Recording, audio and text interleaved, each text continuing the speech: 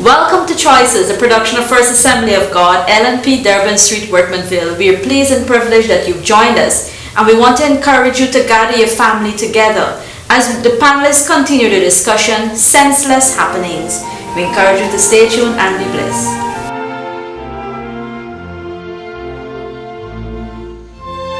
We're delighted to have you again, wherever you view us from. We trust that as we continue our discussion, you will find the words of God encouraging. Be blessed. Invite a friend. Let them know the program is on. God bless you. Well, last week we started to examine the topic, the senseless happenings in our environment. We noted that lots of these happenings are as a result of a lack of a strong value system exhibited in families and even in other institutions. We noted that, in these value systems, there's a lack of love for one another, even hard work, honesty, truth, discipline. And so it is incumbent upon us as the guardians of the value system that we train, we teach, and even as parents that we are vigilant, because even before people go haywire, there are always signs or signals, and therefore we have to be vigilant. And so we want to continue to look at this topic again, the senseless happenings in our environment. Gentlemen. We read from the Word of God in 2 Timothy chapter 3 from verse 1 to 5, and it reads, "This know also, that in the last days perilous times shall come. For men shall be lovers of their own selves, covetous, boasters, proud, blasphemers, disobedient to parents, unthankful, unholy, without natural affection, truce breakers, false accusers, incontinent, fierce, despiseful of those that are good, traitorous, heady, high-minded, lovers of pleasure more than lovers of God, having a form of godliness, but denying the powers thereof. From such turn away." As we continue to address this, we are conscious of the fact that we're not just addressing parents, but all the social engineers, those who work in education, whether it be at the nursery, primary, and those are critical levels. The nursery and the primary, very, very critical. And those who work at secondary and the tertiary institutions, as we begin to explore new ideas. And some of the new ideas we explore, they might be directly opposed to some cardinal principles and that we teach children when they're young. We have big, I heard on radio and television, some powerful advertisements talking to children about their rights. But when we speak about rights coming through this side of the mouth, on the other side of the mouth we have to speak about responsibilities, or else we're going to be missing the mark. So we need to let them know their rights.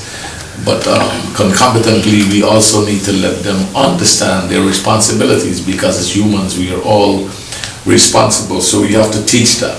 So the program is really directed to all, but especially those who see themselves as having this ability to write and to rewrite a new order, a new time, a new dispensation. Charles Spurgeon was discussing the state of contentment, and I quote him. He says, "Covetousness, discontent, and murmuring are as natural to man as thorns are to the soil." Quite a provocative thought. He said, "We need not sow thistles and brambles. They come up naturally because they are indigenous to earth." Spurgeon also said, and so we need not teach men to complain. They complain fast enough without any education. But the precious things of the earth must be cultivated. Very, very important. He said the precious things of the earth must be cultivated. If we would have wheat, or in our country, if we would have rice, we must plow it And so, if we want flowers, there must be a garden, and all the gardeners care. So, if we want to have a peaceful life, somebody has got to be tasked with the responsibility of cultivating that environment. It is not automatic. Spurgeon said, covetousness, discontent, and murmuring are as natural to a man as thorns are to the soil. We have been seeing some very thorny issues. We call them cracks appearing in our newspapers and the print media. We are very concerned because it is a reflection of what we have been cultivating. And so we can't say that we're not responsible. As a community, we are. And the challenge is, let us be careful, let us be more intentional, whether it be at home or in the school or in the social groups. We have to be more intentional, especially when we take into consideration what Paul wrote to that young man Timothy about. I love Spurgeon's illustration of thistles and thorns that are natural to the soil, because growing up, where I grew up, you are accustomed and you see these things, you don't really plant them, but they just turn up.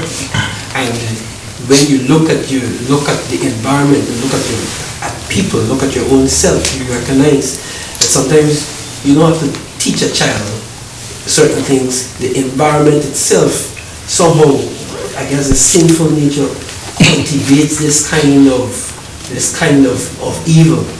And so deliberate training is absolutely necessary for us to go to where we want to go, to fulfill that dream and that vision. And I get worried when, especially I find some parents leave that growth to become accidental, leave the development to just happen by chance.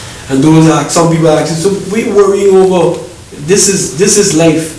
But if we just sit back and allow this to be life, then very soon many of us will not be here, because that system will just shut out the light and what God wants to develop. So I encourage us today, let us become a part of this team to deliberately and systematically teach values, teach respect for each other. It's absolutely necessary. As we consider the thistles and the thorns, a deliberate effort must be made to remove them. And in making this effort, it can be painful, it can take a lot from us. Allow me to share this analogy. In my yard, I have set aside an area for a piece of lawns. And I have planted this grass, and every now and then I walk around and I look at it and I would see some weeds that should not be there. It takes a lot, because sometimes the time that I should be doing something else, I have to remove those weeds from within the grass that I have planted in order for the grass to get to grow the way I would like it to grow. I also have to spend time watering the grass in order for it to be properly nurtured. And it's the same thing as parents, as policy makers. We have to understand that we have to make a deliberate effort to put in place those policies and programs that will deal with those thistles and those thorns that will harbor the way our children, our society is supposed to go. So I would like to call on those that are in authority, even our parents, our legislators, our teachers, let us make a deliberate effort to ensure that we remove those things that should not be there, that can bring destruction to our society. You're talking about analogy. Well, there is one that is very transparent in our country. There's a certain burial place that lots of us are familiar with, but this whole place is taken over by certain shrubs or thistles or thorns, but that is something else. And that is a good example to us. If you do not take time to remove it early, it can take over. Yeah. As we look at the traffic situation, we've placed traffic lights on the roadways, and senselessly, people just walking on the green, A car is coming along and they pay no regard to that vehicle that has the go, and they walk. And then they look at you as though, well, you're wrong, you're not seeing that I am crossing. Those are some of the things that are causing problems because we disobey the order of the day. And we can always find ourselves in trouble. You know, there's another side to that too, because by the same token, as a driver, I've seen drivers do a lot of foolishness too, attempting to beat the traffic light. Coming alongside you, they should be turning and they're going straight and coming into your path, and all of these things, you know, it speaks to the value system of a person.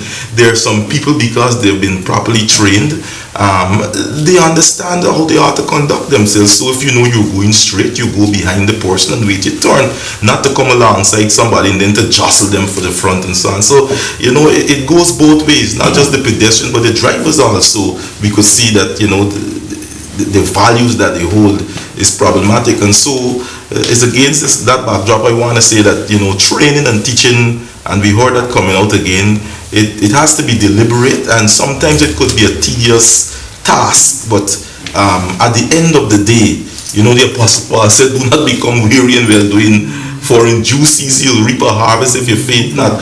And I tell you the truth, if the training is not deliberate, not systematic, the harvest can go both ways. If it is deliberate and systematic, you will see the society good results. But by the same token, if it is not done properly, you see disaster all over the place. Well, at the expense of being religious, Paul said to Timothy, listen, I'm going to paint a picture of the last days, of things that will happen at a time when there will be great stress upon the earth. And in this description, he captures not just happenings in the synagogue, but he captures happenings in the world. Yeah. He didn't just capture things that will affect religious people. He captured, and this was long before Times Magazine and CNN and Al Jazeera and all of these powerful news agencies today, Paul captured with terrific insight and farsight happenings of the last days. And it is important for social engineers and for parents to understand what you're up against. Paul said, listen, in the last days, grievous things, our times will come. Now, this is the reason why more we need to be intentional about teaching. He said, for men shall be lovers of self. Selfishness is horrible. When you talk about the person walking where they should be standing or driving where they should not, it's because people are consumed with, I need to get to this particular place, and I don't care who right, who wrong. Selfishness moves this way. This is one of the things that Paul describes about that in the last days. He said, lovers of money. Lovers of money. You can just follow this and you can see the kinds of problems it will create. So if you do not want to become caught up in this, we have to intentionally teach that all honest work is honorable.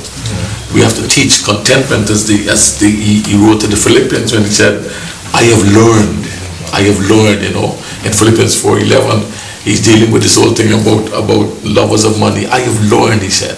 This is perhaps when he was old and gray in Nero's jail, and he could write now. He said, I have learned in whatever state I am in, they were to be content.